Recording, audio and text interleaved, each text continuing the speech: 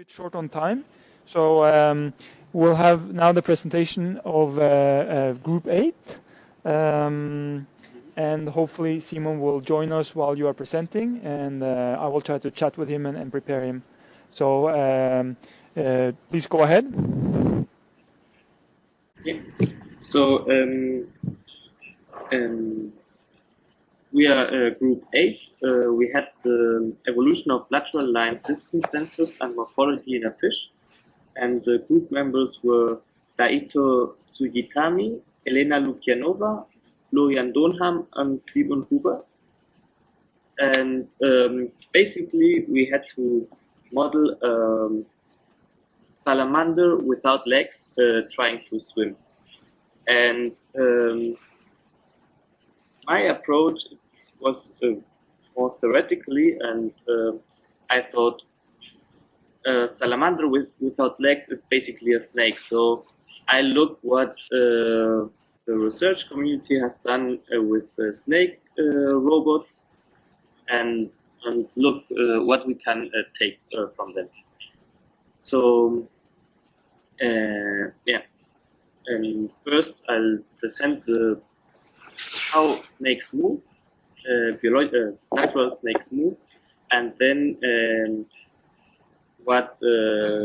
how robotic snakes move. So snakes have 4 different movements. First one is called lateral undulation. It's the classical one that we have seen in movies and in documentaries, and it's like moving forward like a fish in an S shape. We'll see a video of that. Paste the link.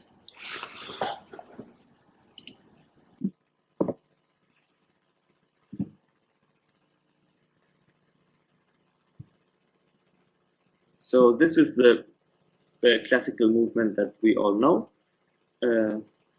called lateral undulation. This is what we will use in our salamander fish,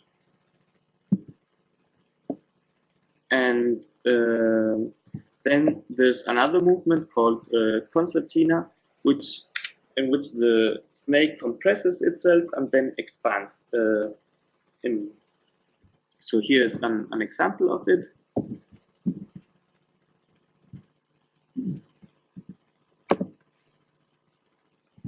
And we see this movement is slower than the other before. So there are 2 more movements. One called linear progression, in which the body of the snake compresses itself by expanding its width, and then it moves forward a bit. It's a type of gait that we can see in worms, for example. So here's an example. The worm compresses and then it expands.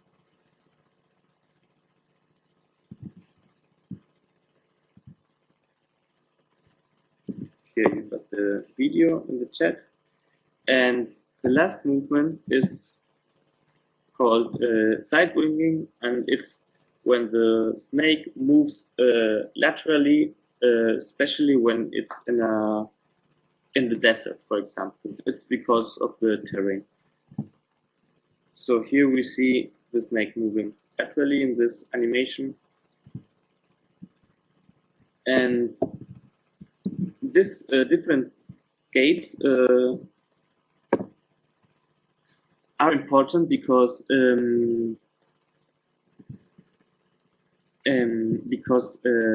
snakes move in different ways depending on the surface in which they are, and depending on the energy they have. So, for example, lateral undulation is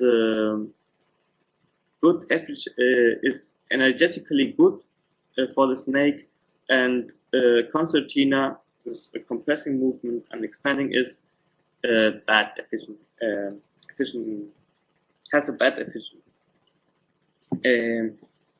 For our example, we will focus on lateral undulation, and basically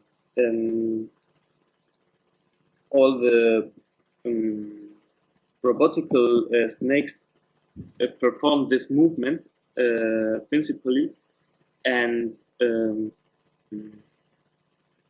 the others are not modeled normally. So we'll look at robotic snakes. So robotic snakes are called hyperredundant robots in literature, and they are the body of the snake are modules connected by different joints. Joints can be horizontal or vertical, so that the snake can turn left or right, or up and down.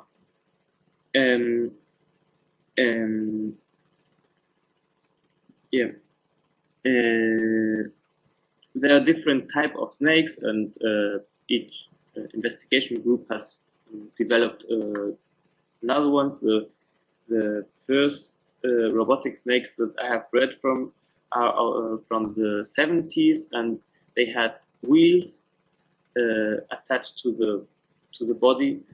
Now I think the modern ones don't have wheels and move like real snakes, but mostly all of them use for this undulant movement equations developed by Professor Hirose, called the Serpenoid curve, and this mathematical expression it's a complicated one. I won't explain it here, but it's a sinusoidal mathematical expression, and the thing that we wanted to do is to take this this expression for the movement and implement it in our model, and then use genetic algorithms to different tasks, and yeah, for example, we wanted to learn the best parameters for this curve when performing in water, because as water has not the same friction as a normal floor, then the parameters would not be the same. For example, the curve could be shorter, so that the snake moves, the salamander moves quicker, or I don't know, different parameters for different frictions. Also, it would be a good idea to perform different gates for different terrains. For example, if the salamander is in a very stretched place, then it could move in a different way to get out, and this we wanted to learn by genetic algorithms what gate use in which terrain, but the implementation is not so far. So now, if Simon is here, he will present the real implementation of this salamander fish. So thanks for listening, and now we'll see the real implementation. Hello, everybody. I'm talking about the implementation, what was done by Florian and me. So the task was to the evolution of a lateral line system, sensors, and morphology in a fish. So our goal was to combine a salamander and a fish to the so-called sailfish, as you can see here on the screen. So what we did, this work was a lot of organization and collaboration, and then organization depending on the global classroom. And how did we coordinate? We did this by Google Drives, and we made up this PDF, this presentation, and we developed in Bitbucket to share this to share the source code and work on it. And for the development of the Selfish, we used webbots. And you can also this repository of this code is available at Bitbucket. The original webbot sample was a salamander with legs, walked around on land and was also able to swim. And we changed this thing. On the one hand, we changed the VBT file. So what we did was we placed another rock into the water, for example, and on the other hand, we changed the salamander C file, the controller. So and now we have a salamander with no salamander who's getting closer to a fish. He has no feet anymore and behaves more like a fish, like a snake actually. And what we did, we removed the legs, and we also removed all walking related functions, because a fish actually is only able to swim and not to walk. And if he's onshore, he performs a very slow swimming movement on the land, because he is not able to walk. And if you remember, a fish on water, he also is like jumping around. And our Selfish is also not walking on land, but some kind of swimming and try to get back to the water. And when he's swimming, we implemented shore avoiding behavior. He realizes when he's getting closer to water and then swims back to water again. And I have also a video where I can show you this.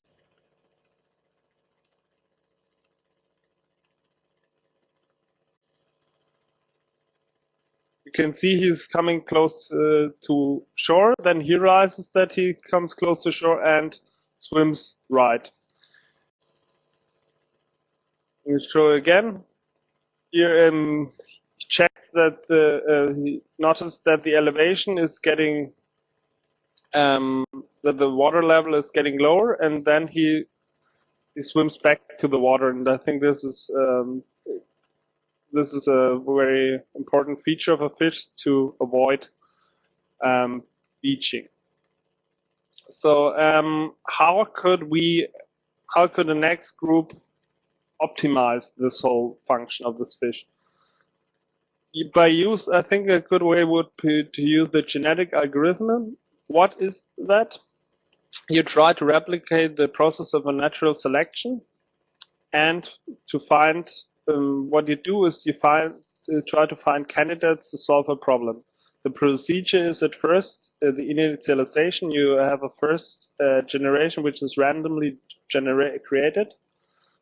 Then each individual of this generation gets a value by fitness function. I will later explain how one could apply this on our specific problem. And then you get into a loop until a certain criteria is met. And in this loop, you select first you select some individuals who are chosen for the recombination. Then you recombine them, and at last, their random modification of the offspring concerning the parameters you want to optimize. How could you apply this on our problem? On the one hand, the parameters would be the offshore spin counter. What is that? Actually, when to perform movement in the source code, you do that by every small time step, a new position of legs and so on, and the other body parts are calculated. And this offshore spin counter, what he does is that when he realizes, oh, I'm getting close to shore, he starts return to water mode. He's getting in a turn to water mode, and then he's swimming for some time on the right or on the left, depending if he's approaching the water from the shore from the left or from the right. And this spin counter actually determines how long he stays swimming right or swimming left, because it's important. If it's too short, he is actually not avoiding to beaching, but if it's too long, he's turning in a circle, which is also not good to avoid beaching. And the other parameter is the elevation threshold. This is dependent on the environment. This is the water level. Some kind of when the water level gets too low, then he is getting into this mode. And this is the other parameter which has to be optimized. How could you do that? You could group the water into squares, and then you could measure the time spent at each square, like you in a specific time you have to choose at first. Then your desire is that your sailfish spends equal about the equal time at each square, and so the desire is a uniform distribution, which containing no outliers, because these outliers could be beaching. Yes, this is also maybe very good simulating the real nature, because being able to swim around the whole environment is better to find food sources and stuff like that. So I would think that would be a good approach to optimize these two parameters. Okay, thank you for your attention. Okay, thank you very much. Do we have any questions from the... I have a question. What do you identify with a lateral line sense? Pardon? What do you mean, lateral sense? I mean, so lateral sense. You know that fishes are supposed to have a sixth sense. Yeah, actually, we didn't have the time to implement that. To be honest, at the end of December, only Florian and me were working on this topic. There was very less respondents from the other group members, so we tried to focus on this function that he is avoiding what to beach. If you no, I understand, and I understand also from the human standpoint. But if you had the time, what you would have? Do you think you could have implemented, having time? Have you some idea on that?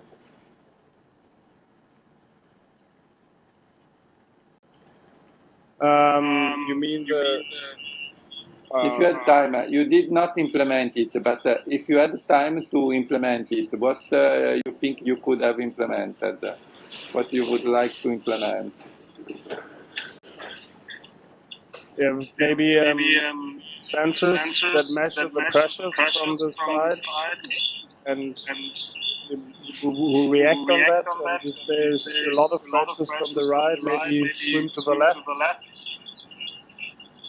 So I would have chose this direction. Yeah. No, okay. Yeah. This is what. No, okay. And then you had evolved the sensor line, a number of sensors, things like that. No, okay. Yeah. It was just a question to check So if you had some photo on this, okay. No, I know you had a limited time, and that so if you were just 2 people working, and you did a lot. Thank you. Thank you. Okay, thank you. Any other questions?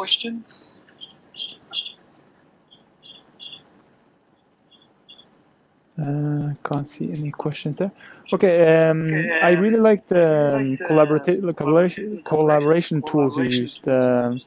So I guess if you had more participation from the others, this would have been really useful to develop the project. Do you have any idea about what you could continue doing with this project, or what you could have done in the future?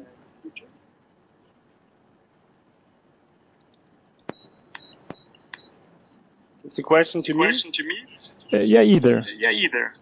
Yeah, I would implement this genetic algorithm and optimize this shore behaving algorithm and try and use different environments and put the selfish there and optimize these parameters depending on each environment. Right. But to the participation, last week, and there were also a guy who developed the source code further, and also that Alfonso also exploited this theoretical part, but I wanted just to mention that at the end of at the end of December, that we were the only guys working. So right. I don't want to blame anybody for not working right to now. All right. Well, I think you did really well. Thank you for your presentation. Thank you for all your work. If there's no more questions, then we will try to move on to the next group. Thank you.